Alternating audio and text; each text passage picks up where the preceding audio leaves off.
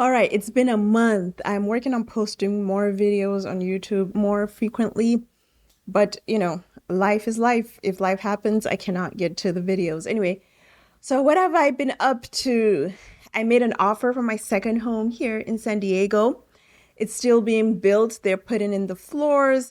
I can't believe that I own two homes right now. I just literally cannot believe I just walked myself into like a seven-figure tax bracket. It's ridiculous. When I decided that San Diego was going to be home for me forever and ever, everything just changed. And then I discovered that with a good credit score, which I showed you guys last time, and I said I was just going to start taking risks because, to be honest, I have been disciplined and responsible for a very, very long time. Like, I think that as of this point, I can give myself a little bit of space to be irresponsible, especially because I'm not responsible for anything or anyone except myself.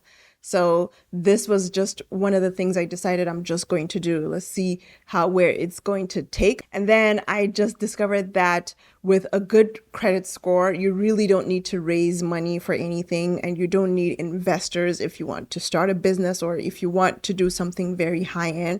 A credit score will just do it for you. So let me tell you, that knowledge alone was huge for me. So now I just watch people that I admire and people that are successful, that have achieved a lot in their lives. And I'm just learning because I have a cushion to be able to take that much risks.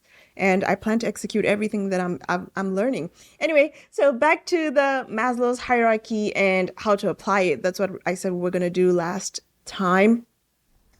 So, what is Maslow's hierarchy? Let's start with just a little bit of recap. It begins with psychological needs. These are basic survival needs such as food, water, shelter, sleep. Ignore the hat. I'm going through something. Anyway, so two, safety needs. Once our psychological needs are met, we seek safety, right? Security and health, employment, resources. And then third one is belonging, love and belonging right there in the middle. So humans are social beings. That's at least how we define ourselves as social beings. And the need for relationships and communities and love becomes very, very essential at the third stage. The fourth stage is esteem needs. As we build relationships, our focus then shifts to self esteem, respect, recognition, personal achievement, and so on and so forth. The fifth one is self actualization. At the top of the pyramid is self actualization, where we realize our full potential, creativity, and purpose in life. Each level, right, we discussed this in the last video, builds on the previous one, and it creates a pathway for personal growth, personal development, and so on and so forth. So, how do we actively work on these needs? Now, I'm going to start with the way I approach the pyramid. You can do this whichever way you choose. Of course, I told you to shuffle it, do whatever it is. I have shuffled mine, but I've tried so hard to stick with the way the pyramid goes all the way up. But here is how I look at it. So I start with safety needs. Building stability is important for me. So once, for many people, once their psychological needs are met, we begin to focus on stability in our lives. So that's where I begin. I begin with stability, and this includes financial security, a safe living environment, and maintaining good health. If you're in a job that doesn't provide a sense of security, consider exploring other options or acquiring new skills to increase your employability. For those in stable careers, think about how you can further secure your future, perhaps through savings, insurance, life insurance, whole life insurance, cash value life insurance, very important, or investing in personal and professional development. So, what are action steps you could take so I've mentioned this in another podcast, is like taking inventory at each stage of your life. Some people call it like a self audit. I'll just use self audit. So conduct a self audit of your current safety needs. Do you feel secure in your job, your health, and your finances? Identify at least one area that needs improvement and take concrete steps to increase in it. For instance, if you're worried about finances, start a budget or set up like an emergency fund or get another job. There are other ways. Like the more we do these type of things, the more we feel confident about ourselves, the more we secure, whatever it is, whatever insecurity we feel we have. Like for many people, like for me, it's very, very important for me to be self-sufficient. I just don't trust people to have my best interest in heart. So I have my best interest at heart, and I make sure that with every step I take, there is a fallback. There's a cushion for me to fall back. And that gives me a sense of, confidence. It gives me a sense of reassurance in my ability to do things. All right. So what is the next step for me? Psychological needs. For other people, this might be a foundation, right? Is to start by ensuring that our basic needs are constantly being met. Now, I must admit that for me, psychological needs are possibly like bottom, which it should be something I should start with. But sometimes, your fear leads you elsewhere. And my fear leads me to seeking stability differently. So this might involve, like for psychological needs, it might be obvious to some people, but many of us overlook the fact that we need good sleep. We need a diet. We need to exercise. So for example, are you getting enough rest? Are you eating a balanced meal, regular exercise? Are you getting adequate hydration? Not only to support our bodies, but also to set the stage for tackling more complex challenges. Trust me, I know this. I struggle with insomnia. I've actually been diagnosed with insomnia, and I know that my brain function reduces over time when I get fatigued. For example, if I haven't slept enough for 3 days, I get weak, I get lethargic, I can't remember things, like my speech gets slurred. And that's because I haven't slept in, maybe a couple of days, and I have to do something. I have to figure out how I'm going to get enough sleep for my brain to be able to function properly. Now, I guess last year, while I had a little bit of time, I decided to do something about insomnia to try to figure out if there are ways for me to cope with my insomnia. And someone suggested I start being more impulsive. I did that, does not work for me. Being impulsive does not work for me. I love being organized. I love being planned, having a planned schedule, right?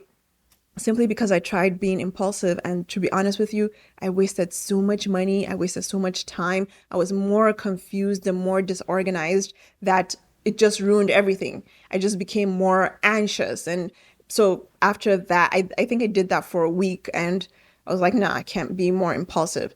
Someone suggested being more tired during the night, like instead of go to the gym like at 3 a.m. in the morning, go at night. That's even worse because I have ruined my circadian rhythm to the point where I'm up at 3 a.m. So now that I'm up, what am I doing? Nothing. Anyway, so just simple daily routines that, prioritize basic needs. So like consider setting regular sleep hours. Like for me, I've tried that. It's just an illness, like having insomnia is, I think it's something that can be fixed. I don't know. I'm still working on it. If I find solutions, I'll let you know. So planning your nutritional meals, people do meal prep every Sundays, scheduling time for physical activity. I find that the good time to work out is towards like 8, 9 p.m. so that when you're at the gym, you've beat your body so much that you cannot sleep. That's what at least people say. For me, I've beat my body so much in the night that now I'm up, I'm really wide awake, and I have to wake up and carry on with my day. Anyway, when these needs are taken care of, you'll have the energy, the focus required to move up the pyramid, assuming you're going in the direction that's been stated in Maslow's hierarchy. All right, so the next one I think smack there in the middle is love and belonging, right? Nurturing relationships at this stage is essential to cultivate like meaningful connections, whether it's family, friends, colleagues. Relationships are key to feeling valued and supported.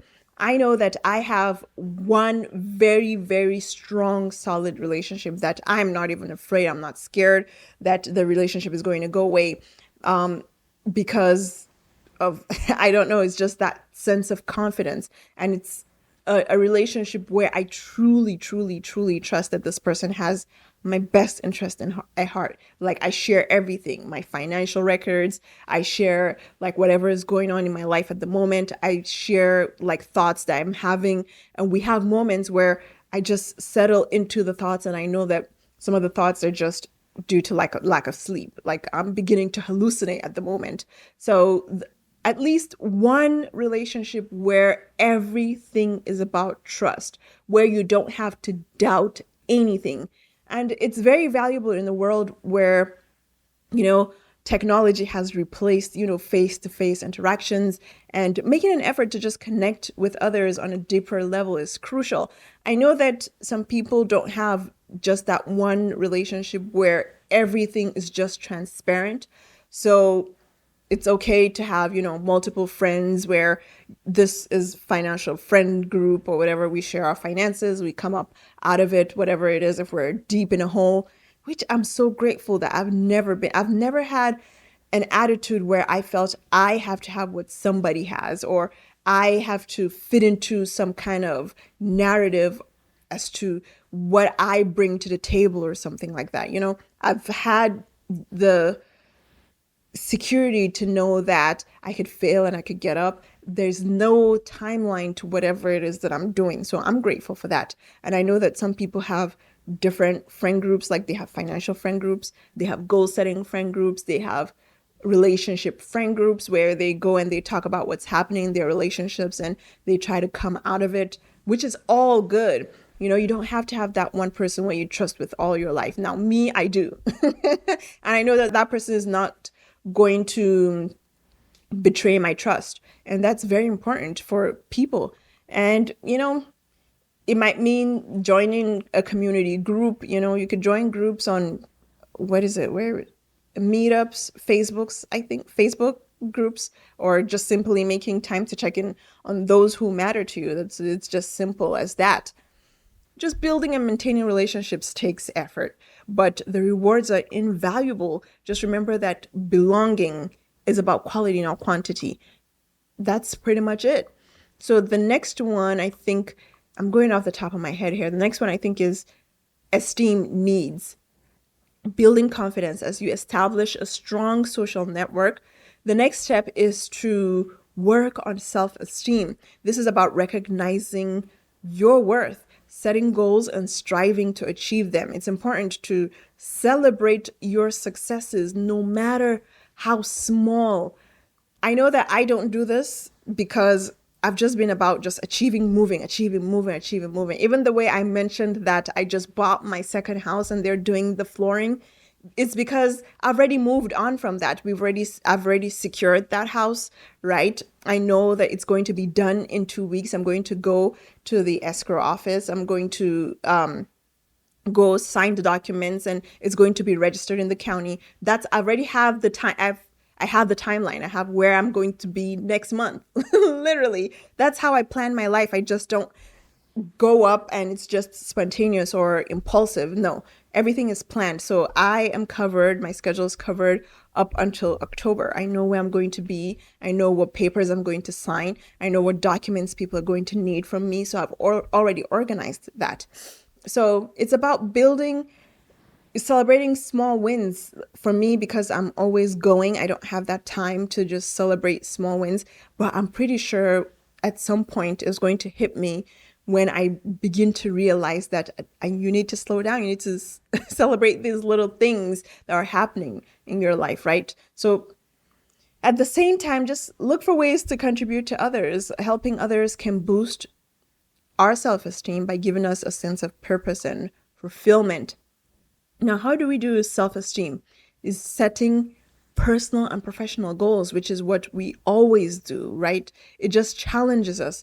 This could be learning a new skill, taking a leadership role, pursuing a hobby you're passionate about. Track your progress and celebrate milestones along the way. So, the last one, self-actualization, that's the top of the pyramid. Realizing our full potential, right? Finally, self-actualization is about just becoming the best versions of ourselves. It's where you align your life with your values, passions, and purpose. This might involve pursuing creative outlets like taking new challenges or dedicating yourself to a cause you believe in. It's a lifelong journey, and the path to self actualization is unique for everyone. So don't think that because this person is over here, you have to be over here. People have different struggles. We all come from different cloths in life, right? Our paths are different. Like, I know that there are doctors right now that don't want to be doctors anymore. They want to go and be artists, painters, right? So our paths are all different. Just reflect on what truly matters to you. What are your passions? What do you want to achieve in life? Create a vision for your future that aligns with your values and start taking steps towards that vision. Now, I should mention that it doesn't matter how old you are, as long as you're breathing, something has to inspire you. Something, you have to be passionate about something. Just remember, self-actualization is not a destination, but is continuous growth and self-discovery and so on and so forth. It's okay to revisit low levels of the pyramid when necessary and begin to build, develop a resilience plan, identify potential obstacles, and think about how you can overcome them. This might involve building a strong support system, practicing mindfulness, very important, meditation, or developing problem-solving skills. Maslow's hierarchy is more than just a psychological theory. It's a roadmap for a balanced and fulfilling life. By understanding and applying these principles, we can create a strong foundation for growth, nurture meaningful relationships, and ultimately realize our full potential. Remember, the journey up the pyramid is unique for each and every one of us. Shuffle it around. I've mentioned that mine begins with stability, whatever that is for you, safety. Someone's begins with psychological needs, which is basic. Like, my psychological needs are last. So sleep, all of those things, they're last. And for you, it might be the beginning, because you need to think properly. You need to be able to organize your thoughts, to communicate clearly what it is that you want out of life. And then you begin to set goals, right? For everybody is different. The key is to just stay committed to our growth and to approach each level with intention and mindfulness. Anyway, if you found this episode valuable, share it with someone who might benefit from it. See you on the next episode. Bye.